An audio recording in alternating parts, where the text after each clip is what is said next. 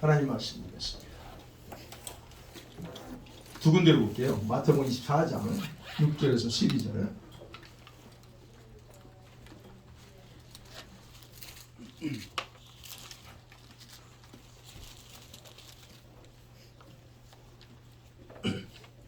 마태복음 24장 6절에서 12절 같이 읽습니다. 시작.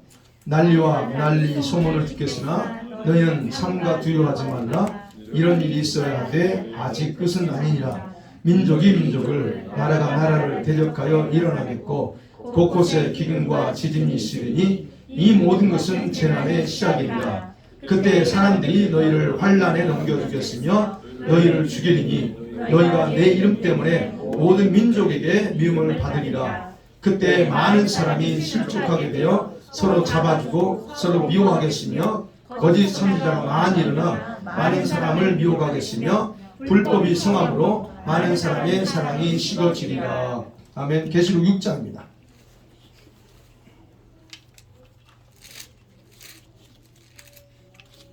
(6장) 1절에서 8절은 교독합니다. 제가 먼저 읽습니다.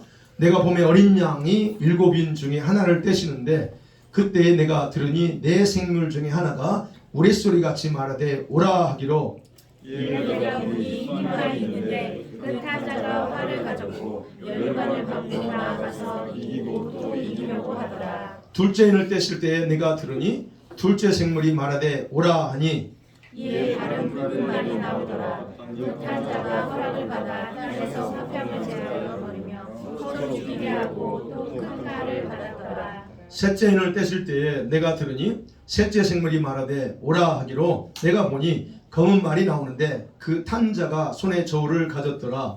내가 내 생물 사이로부터 나는 듯한 음성을 들으니 이르되 한 데나리온에 밀한 대요 한 데나리온에 조석 대로다. 또 감람류와 포도주는 해치지 말라 하더라. 넷째인을 떼실 때에 내가 넷째 생물의 음성을 들으니 말하되 오라 하기로 내가 봄에 청황색 말이 나오는데 그 탄 자의 이름은 사망이니 음부가 그 뒤를 따르더라.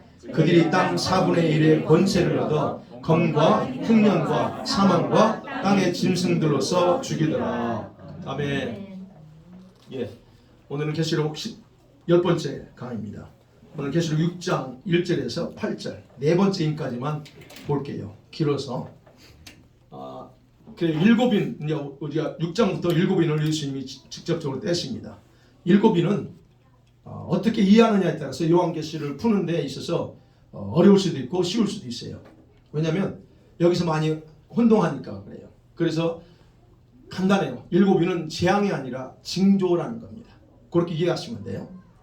자, 드디어 이제 본문으로 들어와서 이 예수님이 아버지의 보좌에 계신 아버지의 오른손에 있는 그 두루마리를 취하셨습니다. 그리고 나서 이제 인을 하나씩 떼기 시작합니다. 근데 그 인을 여러분 제가 인을 하나하나 설명하기 전에 이 인이 가지고 있는 그 의미가 어떤 건가를 먼저 여러분 이해해야 할 필요가 있어요.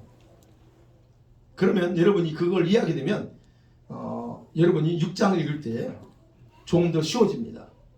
그래서 그 먼저 몇 가지를 여러분이 들으셔야 돼요. 첫 번째, 인 속에 있잖아. 인 속에 담긴 내용들은 하나님께서 그렇게 되라고 숙명론적으로 딱 정한 게 아니라는 거예요. 숙명론 아시죠? 딱 넌 이렇게 돼 라고 숙명론적으로 정한 게 아니고 타락한 인간이 사단의 하수인이 되어서 행하는 악들을 근거로 해서 일어날 일들을 미리 보여주는 거라는 겁니다. 그게 하나님의 예정입니다. 예지예요. 미리 일어날 일을 5,000년 후에 일어날 일도 주님은 다 보세요. 그게 예지입니다. 바로 주님이 요한 당시 2000년이죠. 그때 일어날 일, 마지막 때 일어날 일을 주님이 보시고 그 일을 지금 환상을 통해서 보여주는 거예요. 여러분 많이 들어보세요. 딥스테이트, 프리메이션, 다양한 이름. 지금은 글로벌리스트라고 표현합니다. 이런 다양한 이름을 가진 악한 자들이 여러분 그 창세기에 보면 니무롯이 바벨탑을 쌓습니다. 쌓으면서 어떤 생각을 하고 쌓냐면 하나님을 향해서 도전하는 그런 마음을 쌓아요. 우리가 하늘에 다 자기가 쌓자, 즉 하나님께 도전하는 겁니다. 그래서 바로 그런 것처럼 이런 무리들이 하나님 향해서 도전하는 것처럼 바로 그런 악을 꾸미는 걸 얘기하는 거예요. 그리고 그들은 세상 역사가 성경에 기록된 대로 다 돌아가고 있다는 것도 사실 다 알고 있습니다. 그들은. 그리고 전 세계에 그들이 꿈꾸는 건 뭡니까? 전 세계 인구를 자기들 마음대로 통제해서 자기들만의 세상으로 그레이트 리셋하려고 노력하는 거예요. 예, 지금 그들이 그렇죠. 그리고 사단은 바로 그런 그런 사람들을 이용해서, 그죠? 그런 사람을 이용해서 자기의 목적을 이루려고 합니다. 그래서 여러분, 사단을 자기들이 신으로 섬겨요, 그 사람들은요.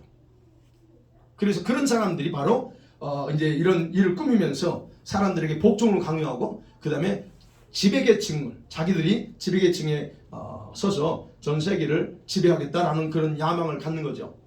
근데 하나님은 그러한 인간의 악과 사탄의 움직임의 결과로 지구에서 일어날 일들, 지상에서 일어날 모든 일들을 미리 예지한 거예요. 그리고 지금 요한에서 그때 일어날 것들을 보여주는 겁니다. 그게 바로 위인이라는 거예요.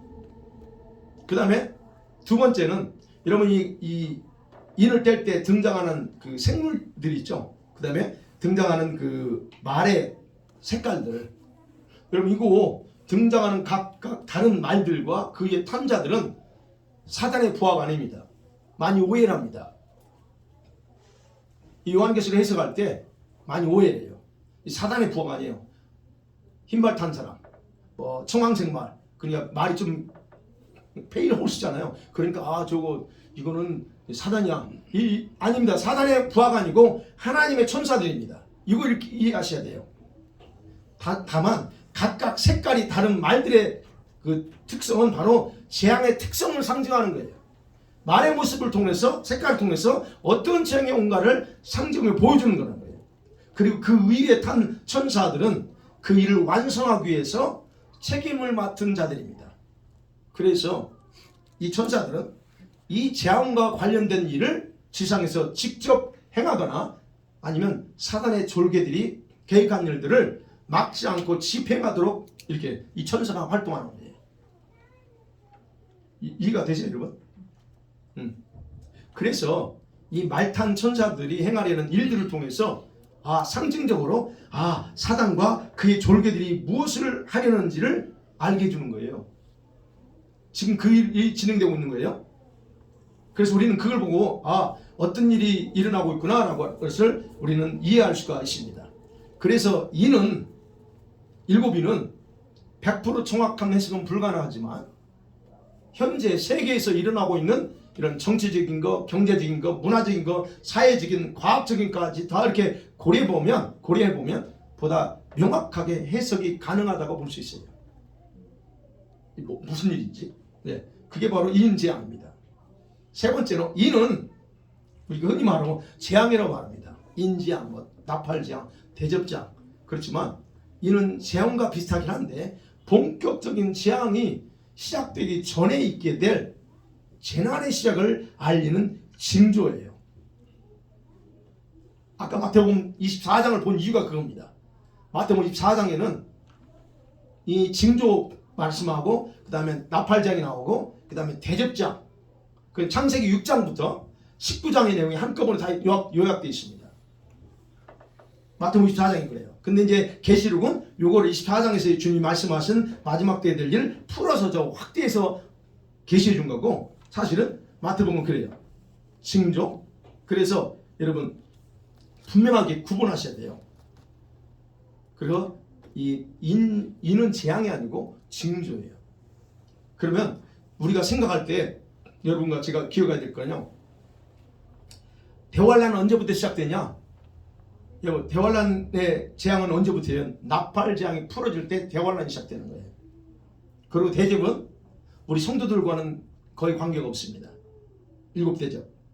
그는 적그리스도의 세력들과 그의 추종자들에게 쏟아지는 진노예요. 그러니까 대환란은 나팔장이 통해서 이루어져요. 그러니까 우리가 보는 일곱인은 재앙이 아니고 징조를 알려주는 재난이에요. 그래서 예수님도 그렇죠. 이건 재난의 시작이야 그럽니다. 아직 끝나지도 않았어 그런 얘기하죠. 마태복음 24장에서. 그래서 재앙은 나팔장부터 시작되고 대환란은 시작된다는 거예요. 자, 이것을 명확하게 구분하지 않고 무조건적으로 순서적으로 일어날 거라고 해석을 해버리니까 여러분 대부분 다 계시록 해석은 더 깊은 수렁에 빠져요. 어려워. 그러다 보니까 어떻게 합니까? 해석을 한다고 하면서 자꾸 자의적으로 해석하는 거예요. 여러분들이 다른 분들 그 계시록 관심 있어서 들어보신 분들은 아마 들어보시면 아실 거예요. 거의 다 인지학, 대적지학, 아니 나팔지학 이게 순서적으로 봐요. 순서적으로 맞습니다. 근데 이게 구분하지 않고 그러다 보니까 어떻게 해요? 재림이 3번 있다고 어떤 목사님 재림이 3번 있다고 그래요. 인지학 끝나고 재림이 있고 나팔장 끝나고 재림이 있고 그 다음에 대접장 끝나고 재림이 있다고 합니다. 그러면 또 하나 문제가 뭐냐면 전쟁도 3번 있다고 그래요. 그러면 여러분 몇 년 안에 전쟁 3번 세계전쟁이 일어납니다. 이런 결과를 가져온다는 얘기예요. 이 부분을 정확하게 구분 안 하면. 그리고 이 6장을 보면 여러분 인을 떼는 것은 보여? 인을 보여주는 그 떼는 그 스피드가 속도가요 굉장히 빨라요. 바로바로 뛰어버립니다. 주님이 바로바로 뛰는데 뭐 첫 번째 때니까 힘만 나고 뭐 이렇게 바로바로 나와요. 예수님이 뜸을 안 들여 바로바로 뜁니다. 그리고 다른 부연 설명이 없어요. 뭐다라고 기록하지 않습니다. 첨가는 행도 없어요. 짧게 나와요. 말라고 뭐 쭉쭉 그냥 나갑니다. 내용도 단순합니다. 굉장히 단순해요. 왜 그럴까요? 마치 예수님께서 24장에서 바로 재난의 징조에 대해서 짧게 언급한 것처럼 그렇다는 얘기예요. 이거는 재앙이 아니라 징조이기 때문에 그래요. 그래서 이렇게 짧게 나간다는 거. 그 다음에 네 번째 이 인재앙이라고 하는 인에 대한 특징 중에 하나가 여러분 인을 통해서 우리는 여러분 두려움이 아니고 이거 뛰면서 두려워 이런 걸 말하려고 하는 게 아니고 장차 일어날 일들에 대한 하나님의 지식과 예방 그리고 이런 일이 발생할 때 우리가 뭘 해야 되는가 준비하도록 하기 위한 목적이 크다는 거예요. 예수님이 그랬죠. 24장에서 뭐라고 그랬어요? 나중에 결론적으로 그런 준비하라 그래요. 이거는 준비하게 하기 위해서 우리에게 보여주는 거라는 거예요. 이게 나팔장 때는 늦어요. 그래서 그러니까 징조는 징조의 사인은 사인이에요. 천둥 딱 쳤습니다. 그 무슨 사인이요? 비가 올라나 보다. 우린 그 안에 그것뿐이에요. 여기에 특별한 의미를 부여할 필요 없어요. 이거 그런 거예요. 그래서 이거는 공포나 두려움을 주려고 우리에게 이 7인이 풀어지는 게 아니라는 거예요. 그래서 지금이 바로 이 기간이에요. 바로 이 7인이 지금 집행되는 기간이에요. 그럼 우리는 뭘 해야 돼요? 이 기간에 우리는 세계가 돌아가는 걸 보면서 미리 우리는 알 수 있어요. 그리고 우리는 뭘 해야 될까? 준비하는 것도 역시 우리가 해야 될 일이에요. 그래서 우리가 준비하고 있는 거예요. 누님이 말씀드렸죠. 주님이 저한테 계속 몇 년 준비하래요.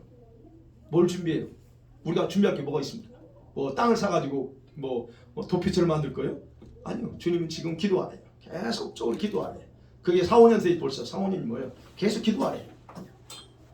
바로 지금은 그런 준비 기간이다라고 하는 거 그런 의미가 있고 그 다음에 5번째요. 이 인에 대한 부분은 첫 번째에서 네 번째까지는 문맥상 차례로 되어 있어요. 그렇죠? 1, 2, 3 이렇게 나옵니다. 그러나 그 재앙은 순서적으로 일어나지 않습니다. 어떤 시간적인 간격을 두고 일어나지 않아요. 어떻게 일어날까요? 동시다발적으로 붕 터져버립니다. 이게 인의 특징이에요. 왜? 재난이니까 그래요. 재앙이 아니고 재난이니까.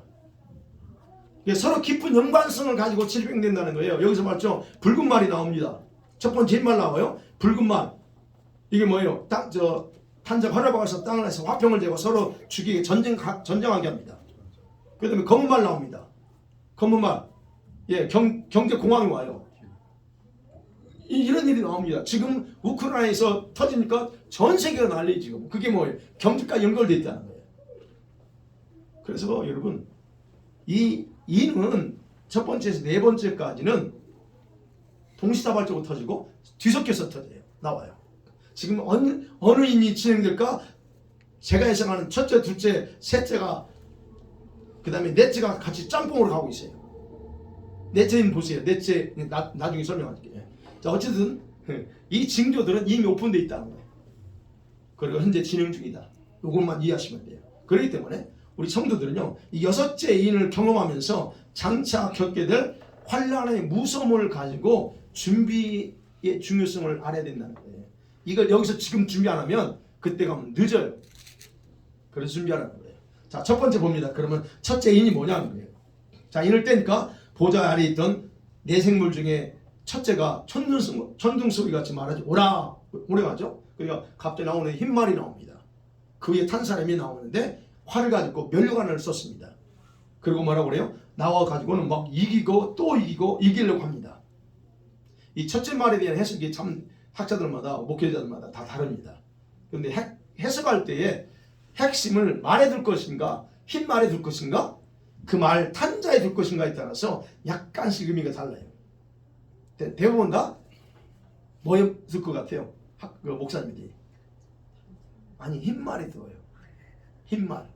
왜요? 계시록에서 흰 말은 누가 타고 나와요? 네, 예수님이 타고 나와 19장에 보면. 그래서 흰 말에 초점을 둡니다. 그런데 여러분 말의 색깔과 말탄자는 서로 상관관계가 있어요.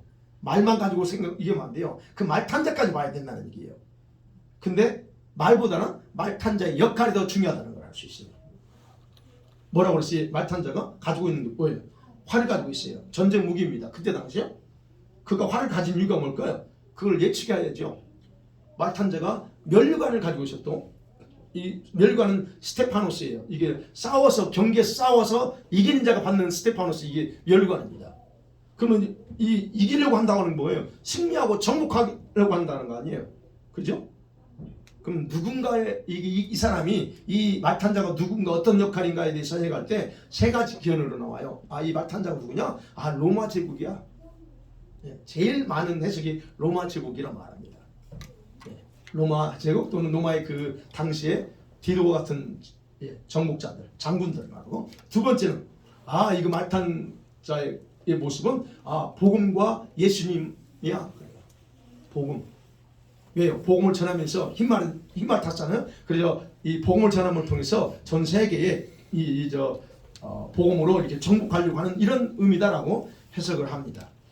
그다음에 세 번째는 적그리스도와 그의 추종 세력이 하고자 하는 일이다라고 얘기합니다.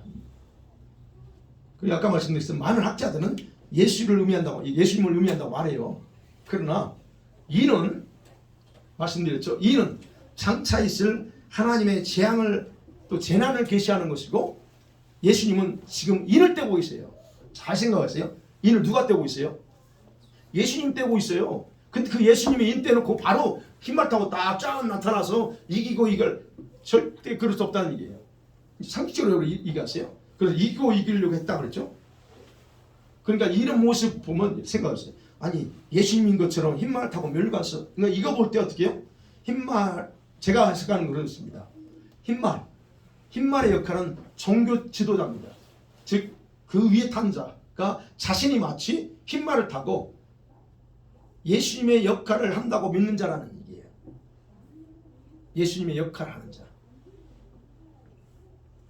그래서 저는 흰말을 탄 자의 이기고 이기려고 한다고 하는 것은 그런 스스로의 힘으로 교회를 제압하고 자기들의 목적을 달성하려고 하는 그런 사단의 역할, 또 그 중에서 꼽으라면 적그리스도가 아니라 거짓 선지자에 해당된다라고 말할 수 있습니다.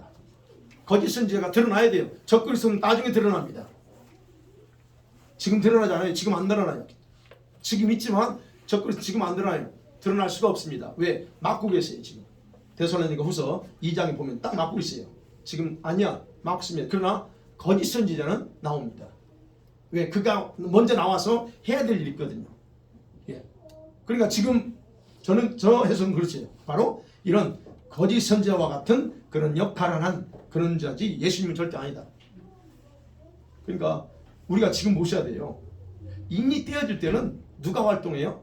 사단의 무리들이 활발하게 활동한대. 지금이 그렇다는 거예요.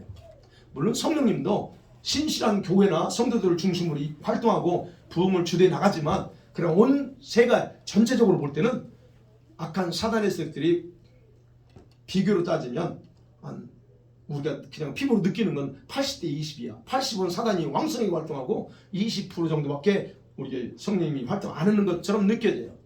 그러나 그렇진 않지만 그렇게 활동이 그만큼 왕성하다는 거예요. 그러니까 지금이 바로 사단이 승리를 위해서 기승을 부리면서 바라가면서 최고의 어떤 미혹을 하는 시기다라고 하는 거예요. 지금이. 그리고 적그리스도를 위해서 미리 그 길을 준비하고 활동하는 걸 보여준다라고 이해면 돼요. 그래서 그가 아까 말씀드린 그가 평화라는 이름으로 종교 통합을 진행하고 그래서 수많은 목회자들이 미혹되어서 그에게 협력하고 있었죠. 그 자가 바로 계시록 13장에 등장하는 둘째 짐승입니다. 우리가 아는 것처럼 지금 그런 상황이다는 거. 그래서 마태복음 24장 5절에서 11절을 보면 거짓 선지자가 많이 일어나서 많은 사람을 미혹한다 하는 거예요. 지금 그런 때에 우리가 살고 있다는 거예요. 그 다음에 두 번째 붉은 말입니다. 두 번째 인을 뗐습니다. 3절을 보니까 떼니까 붉은 말이 나옵니다. 이 붉은 말 레드 홀스예요. 이 피 색깔이죠. 또는 붉은색 말이라는 의미입니다. 여기인데 이 붉은 색깔은 말 탄자의 사명이 뭔가를 보여줘요. 말의 색깔을 통해서 그 탄자가 뭐예요? 하나님으로부터 허락을 받았습니다. 땅에서 화평을 없애버립니다. 그죠? 그래서 허락을 받았다고 하는 건 모든 전쟁들이 여러분 하나님의 계획을 성취하도록 의도됐다는 걸 우리가 알 수 있어요. 지금 벌어지고 있는 아직 끝나지 않고 있는 저쪽 전쟁도 역시 여러분 하나님의 계획을 성취하고 있다는 거예요. 지금. 근데 이걸 누가 조장했느냐? 누가 전쟁하도록 만들었을까요? 바로 그 악의 세력들이 했죠.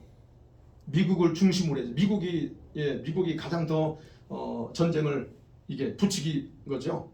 그리고 거기에 이제 지금 유럽 나토나 유럽 공동체가 그냥 적극적으로 했죠. 그러니까 러시아를 뭐 두둔하거나 그런 게 아니에요. 뭐 그게 잘했다 이런 차원이 아니에요. 전쟁을 일으키게끔 한 게 바로 그런 세력들이라는 거예요. 근데 그 결과 우리가 아는 것처럼 온 세계가 지금 완전히 반목 미움 서로 얼마나 지금 그렇게 갈굽니까? 이런 세대예요. 그래서 오늘 보면 화평을 제해버려요. 서로 평화를 누리려고 하는 게 아니고 그들은 겉으로는 평화를 이긴다고 합니다. 그런데 평화 없어져요. 그래서 바로 붉은 말 탄자의 사명이 전쟁이나 이 피 흘림을 통해서 화평이 사라지게 하는 거다라고 하는 것을 우리가 볼 수 있는 거예요. 그럼 이게 지금 진행되고 있는 거예요. 땅에서라는 말 있죠. 땅. 그렇죠? 땅에서 여러분 땅에서 화평을 제합니다. 이 말은 민족 간 백성들 간의 내란과 선동을 이게 뭐라고 할까요? 반목과 갈등을 부추기는 거 이런 걸 의미합니다. 그 다음에 서로 죽이기가 칼을 팔았다. 이것이 그 역시 마찬가지로 철저하게 이거요. 헬라 원뜻에서 그렇습니다. 그 전쟁이 일어나면 철저하게 끝까지 전쟁을 완수하는 걸 의미하는 거예요. 지금 보세요. 끝까지 가겠대요. 우크라이나가 끝까지 가겠고 나토에서도 끝까지 가겠대. 그러니까 이런 일들. 그래서 이런 일들이 지금 진행되고 그래서 두 번째는 진행되고 있다. 그 다음에 큰 칼을 받았다고 그랬죠. 큰 칼 역시 무기입니다. 큰 칼을 받은 것도 역시 무기에 해당돼요. 그는 전쟁을 의미하는 정확하게 해석할 수는 없지만 그러나 중요한 건 칼은 사람을 죽이는 일을 하는 그런 일이에요. 그렇다면 우리가 예측할 수 있는 것은 바로 이런 테러 단체나 이런 네오나치즘 같은 거 있죠. 우크라이나에서 많이 활동한 게 네오나치즘이에요. 그래서 그거 지금 러시아 사람들을 많이 죽였기 때문에 그런 그 사실은 이슈가 있었어요. 여러분 그 내용 아시나요? 아니 그러시죠? 우리는 저 메인스트림 미디어만 보다 보면 CNN이나 워싱턴 포스트나 읽어봤고 영국에서 BBC를 방송하는 거 보면 여러분들은 브레인 워시된 겁니다. 그런 실제 내막을 몰라요. 그러면 지금 그 일어난 배경을 뭐 정확하게 주관적이 아니라 객관적으로 봐야 되는 건데 보세요. 거기에 네오나치즘들이 러시아인들을 10,000명 이상 테러했어요. 그래서 계속 경고하고 하지 말라고 러시아에서 했어요. 그런데 그것에 대해서 받아들이지 않습니다. 그래서 러시아는 그 씨를 말려야 된다면서 그렇게 했던 거예요. 어쨌든 그런 집단 살인 행위들을 많이 했어요. 그런 것들 이제 지금 드러난 그래 10,000명 이상 러시아인들을 전쟁 전까지 수없이 테러하고 아이들 테러하고 근데 이 미디어에서는 전혀 방송 안 나왔죠. 이런 것들 이게 실제예요. 그러니까 그런 어떤 부분에서 그것 때문에 결국은 이제 국제 질서가 무너진 거고 이런 것 그런 정치적인 이익 때문에 전쟁을 끝내려고 하지 않는 거 이런 것들이 바로 큰 칼을 가졌다고 하는 이런 부분에서 우리가 생각할 수 있다는 거예요. 그래서 마태복음 24장 10절에 보면 그랬잖아요. 그때 많은 사람들을 실족하게 돼서 서로 잡아주고 미워하겠으며 그래서 불법의 성함으로 인해서 많은 사람이 사랑이 식어진다라고 얘기합니다. 그런 부분도 역시 여기에 해당될 수 있죠. 그 다음에 세 번째는 뭘까요? 5절에 이제 검은색입니다. 검은색 우리가 잘 아는 것처럼 검은색은 기근이죠. 슬픔에 대한 부분입니다. 슬픈 일 당할 때, 상당할 때 검은 옷 입고 있잖아요. 그게 바로 그런 의미예요. 그러면 근데 그가 손에 저울을 가졌대요. 이 말은 식량 부족으로 인해서 저울에 달아 판매하는 절박한 기근의 상황을 묘사하고 있다고 학자들은 거기다 그렇게 해석합니다. 그러면 이런 현상은 어디서 일어날까? 그러면 첫 번째는 농사가 이 먹을 식량이 식량 부족이 생기는 이유 중 하나는 일단은 땅에 농사가 잘 안 돼서 그럴 수 있습니다. 그죠? 그 줄어드는 안 되니까 그렇죠? 그렇습니다. 아니면 또 하나는 전염병이 창궐하고 그죠? 전염병이 창궐합니다. 전쟁이나 이런 지금 전쟁 일어나서 그쪽에서 밀생산이 거의 안 돼서 얼마만큼 지금 전 세계적으로 그렇습니까? 아니면 지금처럼 경제를 제재해서 생길 때 이럴 때는 필연적으로 그러는 이 식량 재난 즉 극심한 경제적인 공황이 옳고 물가 폭등이 일어나는 것 전세적인 경기 침체가 오는 것 이건 현재 우리가 지금 겪고 있는 겁니다. 바로 이런 부분을 의미합니다. 근데 여기까지는 우리가 검은 말과 탄자의 모습을 통해서 이건 기근이다 라고 유추할 수 있어요. 그죠? 기근. 근데 6절에서 더 구체적으로 어떤 형태의 기근이 올 것인가 확인해 줍니다. 6절 같이 한번 읽어볼까요? 시작. 내가 내 생물 사이로부터 나는 듯한 음성을 들으니 이르되 한 데나리온의 밀 한 대요 한 데나리온의 보리 석 대로다. 또 감람류와 포도주는 해치지 말라 하더라. 한 데나리온의 밀 한 대래요. 한 대가 얼마예요? 우리 한국말로 대요. 대로는 5.3리터입니다. 우리말로. 근데 여러분 한 데나리온이요. 한 데나리온이 여러분 잘 아시는 것처럼 보통 노동자 하루 품삯입니다. 그때 당시 품삯이고 지금 우리가 그렇게 계산해 본다면 여러분 거기 나오는 거예요. 그러면 본문에 나타난 이러한 가격이 생각해보세요. 이 밀 한 대에 그 가격이 그거. 그러니까 이게 뭐냐면 현재 시세에서 12배에서 17배 정도 가격이 이렇게 폭등해 버렸다는 얘기예요. 20불짜리가 한 15배 되는 정도 300불이 넘는 거죠. 그게 넘어버리 밀 한 대, 즉 5리터 되는 정도의 300불을 해요. 이게 뭘 의미냐? 심각한 기근이 온다는 거. 심각한 식량난, 경제위기 또는 그러다 보니까 어떻게 빈익부 부익부가 빈익빈 부익부가 그냥 나와버려요. 그래서 늘 우리가 이제 만나면 가끔 얘기합니다. 중산층은 곧 사라져. 중간층 거의 없어져요. 최하의 수준으로 떨어지는가 아니면 돈 있는 자만 그냥 하든가 이런 상태로 가게 돼 있다는 거예요. 지금 물가가 많이 올랐죠. 여러분 근데 문제는 이런 게 올 때 이게 한꺼번에 갑자기 빵 터지면 그럴 텐데 이게 서서히 오른다는 거죠. 그러니까 사람들은 이게 지금 셋째인 떨어지고 정말 경제 공황 오는 상황에도 이거를 심각하게 받아들이지 않아요. 그런 문제가 있어요. 자, 그래서 이와 같은 기근이 그래서 두 번째와 네 번째 재앙 이 순위에 제가 볼 때는 그래요. 두 번째 있잖아요. 붉은 말 전쟁하고 네 번째 청황색 말 재앙, 이것이 떨어질 때 더 확실하게 또 강하게 이게 표면적으로 드러날 거라고 저는 그렇게 생각합니다. 자, 그런데 거기에 또 하나 우리가 생각해야 게 감람류와 포도주는 해치지 말라 그랬습니다. 이 말 해치지 말래요. 여기에 대해서 이제 학자들이 세 가지로 해석합니다. 하나는 감람류와 포도주는 사치품, 그때 당시요 사치품 중에 하나였대요. 그래서 가난한 자는 굶주림의 고난을 당하지만 부자들은 여전히 호화롭게 잘 산다 하는 거, 그런 기근 속에서 그런 의미로 해석합니다. 어떤 분은. 그 다음에 또 하나, 이 감람류와 포도주는 성찬식과 관련돼 있어서 믿는 자들은 기근에서 면제된다는 의미야 라고 또 이렇게 아주 좋은 해석이죠. 우리한테는 그게 맞으면 좋은데. 예. 그 다음에 세 번째 뭐냐면 이 감람류와 이게 이제 올리브죠. 올리브나 포도주는 사치품이 아니고 일상생활에서 누구나 먹는 필수품이에요. 근데 이건 사치품이 아닙니다. 이스라엘 가보고 중동 가보면 흔하게 널려있는 게 올리브하고 포도입니다. 너무 쉽게 사서 먹을 수 있어요. 그러니까 그런 부분은 그냥 이건 일상생활에 필요한 필수품인데 이거는 기근이 심하긴 하지만 모든 사람들이 죽을 만큼 심하지는 않다라고 이렇게 해석하기도 합니다.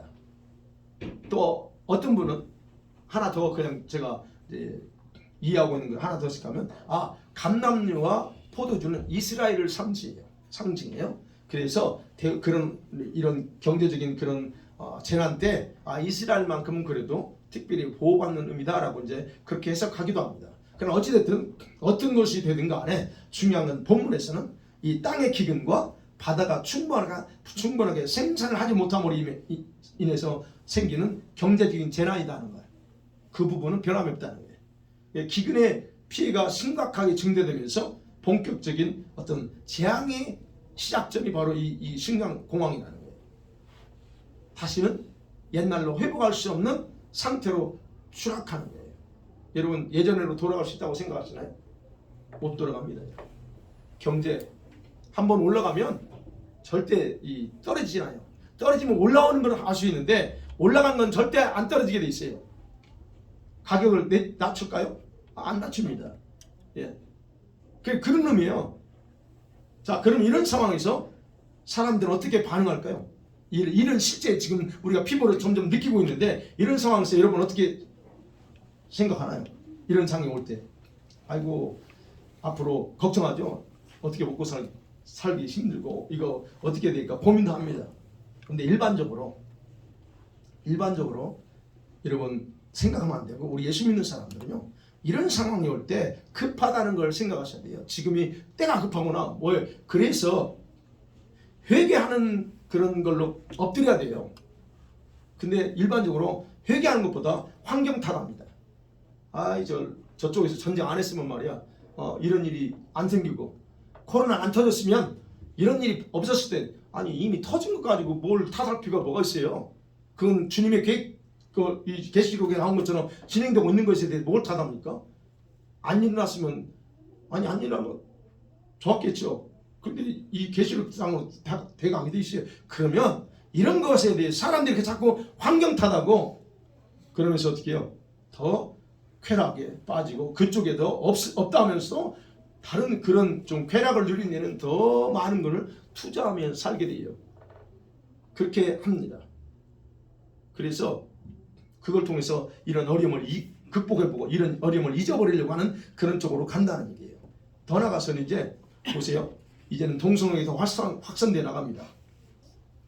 그러니까 여러분 극심한 성적인 문란함이 더 확산돼요. 지금 음란행위 얼마나 전 세계적으로 활발하게 확산되고 있는지 모릅니다. 바로 이런 때에 우리가 보면 안 할 것 같죠. 이럴 때 보면 돈 아껴야 되고 뭐 할 것 같죠. 근데 그렇지 않는다는 거예요. 일반적으로 사람들이. 근데 이제 이건 세상 사람들이라 그럴지라도 우리 예수 믿는 사람들은 어떻게 해야 되는 얘기예요. 저와 여러분 어떻게 해야 돼요? 안타깝다는 거예요. 주님을 볼 때 안타까워. 영적인 안목이 없다는 얘기예요. 주님을 향한 마음과 사랑이 더 무뎌져 간다는 얘기입니다. 그런 일을 볼 때 어려움이 어때요? 여러분 어려움이 오면 더 주님께 엎드리는 스타일입니까? 어려움이 오면 반대로 갑니까? 여러분들이야 이제 엎드리지. 지금 여러분들이야 뭐 이거 당연히 엎드려야죠. 그러죠.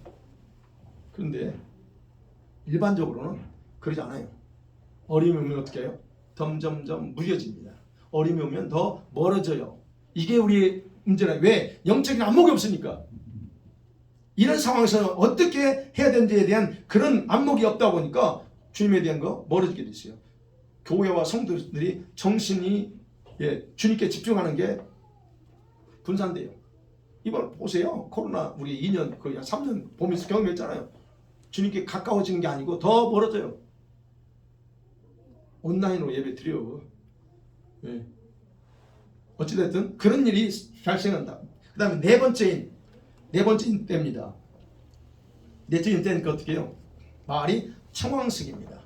이 말이 청황색이라면 누르스름한 색깔이라는 거예요. 창백한 모습입니다. 색깔 자체가 전쟁과 기근으로 인해서 사망의 공포를 나타내요. 8절에 보면 말 탄 자 이름은 사망입니다. 그리고 음부가 즉 지옥의 문이 열렸다는 거예요.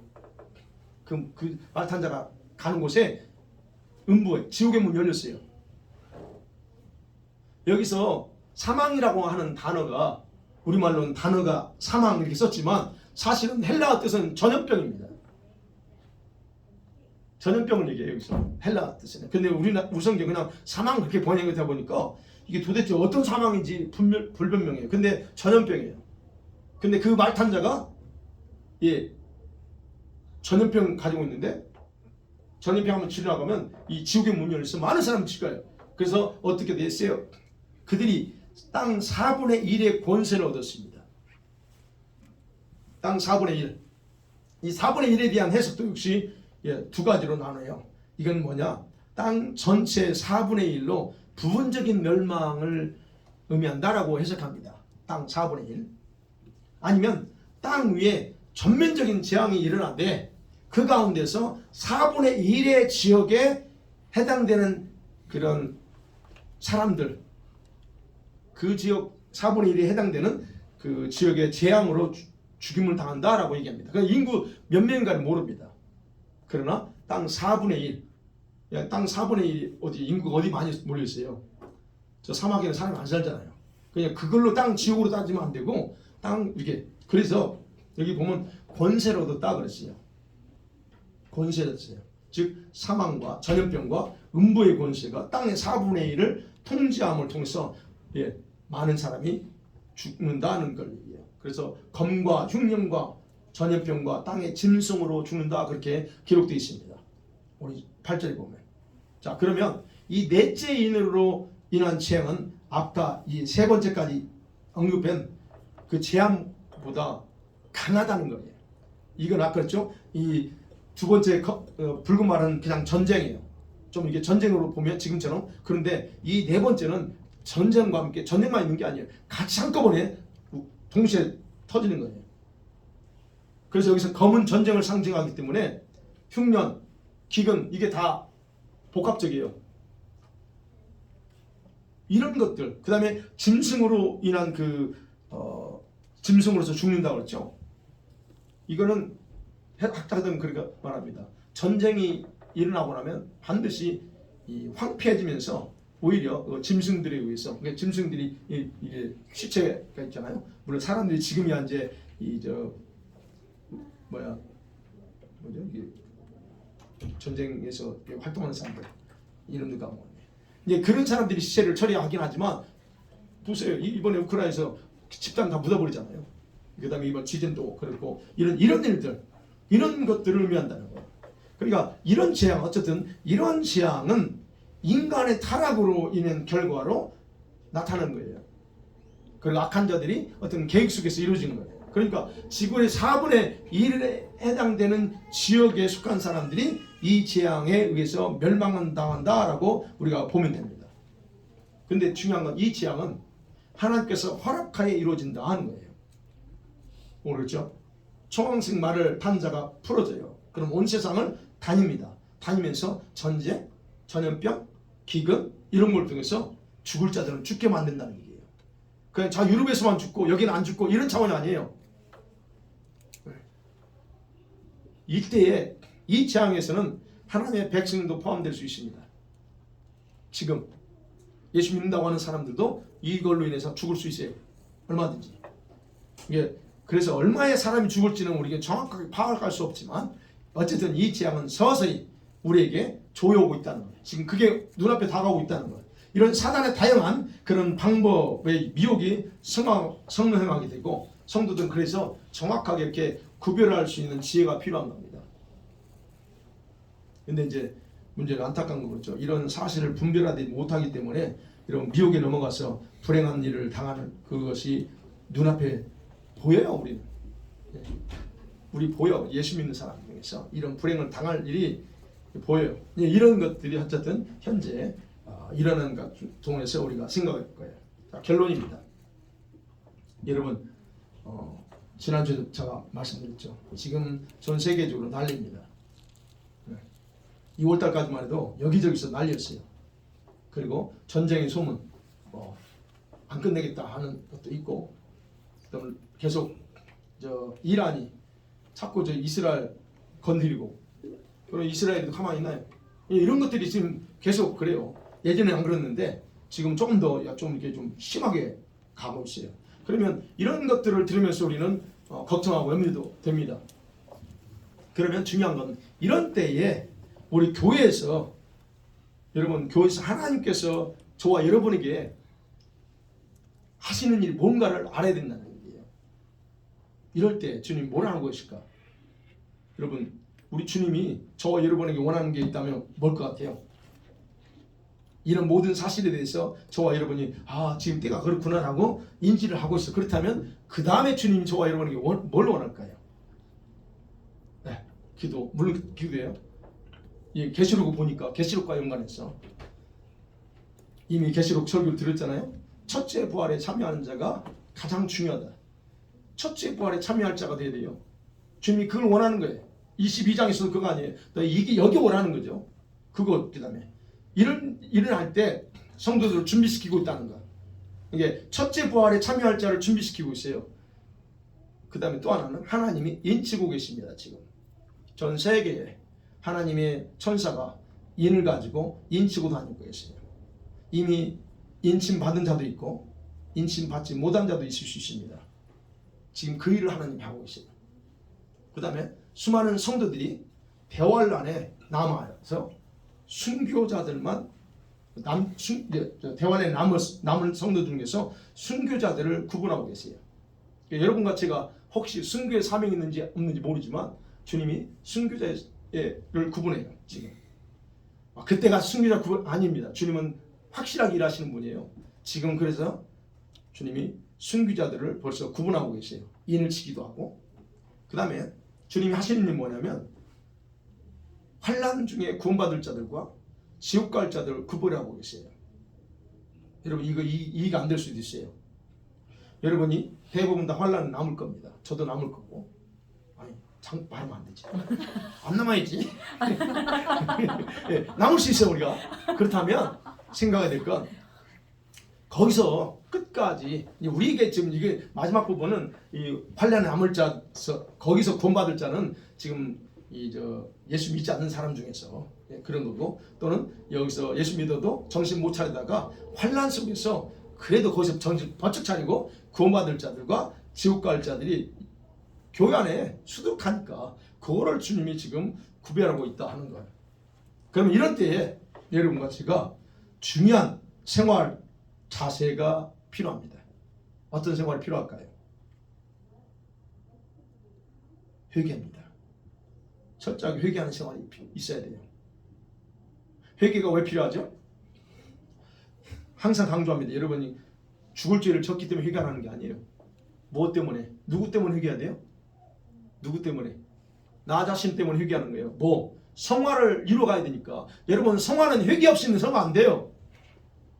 내 안에 얼마나 내 마음에 썩은 세상의 쓰레기들이 얼마나 많습니까? 죄악이 얼마나 많아요. 근데 이걸 어떻게 처리해요? 회개 아니면 절대 처리 안 됩니다. 그러니까 회개 필요한 거예요. 마음이 청결한 자가 하나님 본다고 했어요. 마음이 청결하지 않는데 그분은 어떻게 봐요? 그분의 음성 듣는 거, 마음이 더러운데 그 이미 더러워진 거 가지고 어떻게 돼? 그분의 음성 보고 듣고 할 수 있어요? 불가능해요. 그래서 회개해야 됩니다. 뭘 회개해야 될지 모르겠어요?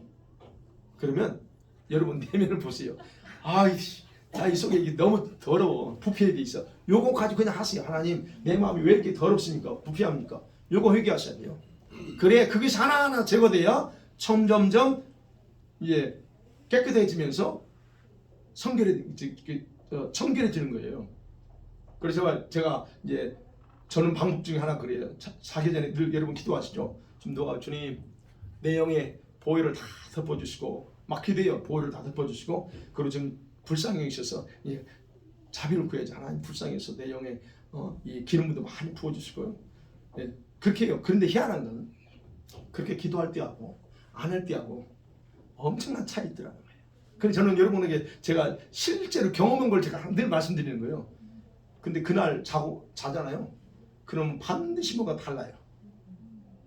감사하죠. 내 기도 때문에 주님이 영에서 내가 잘 때 이게 내 영에 부어주니까 그러면서 영계에서 주님이 나한테 뭐라고 메시지 주는 게 있어.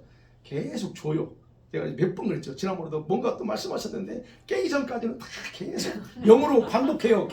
안 잊어버리려고 계속 반복합니다. 근데 눈만 뜨면 가물가물 뭐지? 이게 한두 번이 아닙니다. 얼마 전만 또 그랬어요. 주님 이게 그래서 그렇게 기도하고 잘 때 영계에서 주님이 이런 것들을 줘요. 여러분도 그렇게 하실 겁니다. 그러니까 그런 거 하시라는 거예요. 하나님 내가 여기 너무 더럽네요. 이런 거를 방법 없이 회개를 통해서 가능합니다. 회개가 왜 회개하려고 그래요? 이제 회개라 성화라고 표현했지만 그거예요. 내가 회개한다는 것은 이런 의롭게 되고 흠없이 되고 흠없고 점없는 거룩한 모습으로 살아오잖아요. 성결하게 하고 겸손하게 사는 이게 회개예요. 핵심이에요. 여러분이 회개할 이유는 그럽니다. 성결하게 살려고 회개하는 거고, 그 다음에 의롭게 살려고 회개하는 거고, 그 다음에 흠없이 살려고 회개하는 거고, 또 뭐예요? 겸손하게 하나님 앞에서 겸손하게 사람 앞에서도 그거 위해서 회개하는 거예요. 그 다음에 또 하나는 여러분이 철저한 믿음을 회복해야 됩니다. 제가 늘 강조해요. 예전의 믿음 가지고 나 믿음 생활합니다라고 절대 내세우지 마세요. 여러분 예전 믿음 다 어땠어요? 제가 심하게 말하면 혼나니까 심하게 말 안 할게요. 지금의 믿음, 이 믿음 가지고 불가능해요. 이전과 다른 형태의 믿음과 여러분 생활을 가져야 된다는 거예요. 그래서 내가 강조하잖아요. 지금 믿음 가지고 뭐 어쩌고 과거에 뭘 했던 그건 과거에 현재 앞으로 그러니까 그런 부분에서 철저하게 우리 믿음을 다시 한번 점검해야 돼요. 환난에서 살아남을 수 있는 믿음, 이 믿음을 준비하며 살아야 된다는 거예요. 제가 그 다음에 마지막 하나 더 여러분의 영혼을 깨우면서 살아야 됩니다. 지금 이런 일이 우리 이 속에 이 6장에 이 속에 살고 있어요. 그러면 어떻게 지금 내 영혼을 깨워야 돼요. 내 영혼을 깨워야 됩니다. 종말의 시계로 계산할 때 우리는 지금 몇 시에 살고 있을까? 거의 12시는 안 됐지. 11시 57분 8분 거의 그 시점이에요. 그러니까 결국 다시 말하면 깨어날 시간이라는 거예요. 계속 자고 있는 사람 깨어나고 조금 더 자야지 이럴 때가 아니라는 거예요. 그래서 앞으로 저와 여러분이 이 마지막 때에 살도록 이 땅에 보내신 하나님의 그 계획에 따라서 그 목적이 뭔가를 알면서 여러분 그걸 위해서 준비하면서 그래도 지금도 늦지 않았어요. 지금이라도 여러분이 기도하고 다시 시작하면 늦지 않았습니다. 그런 삶으로 여러분 제가 이렇게 하나님께 준비되어 나갔으면 좋겠습니다. 아멘. 이 시간에 말씀 생각하면서 기도해야죠.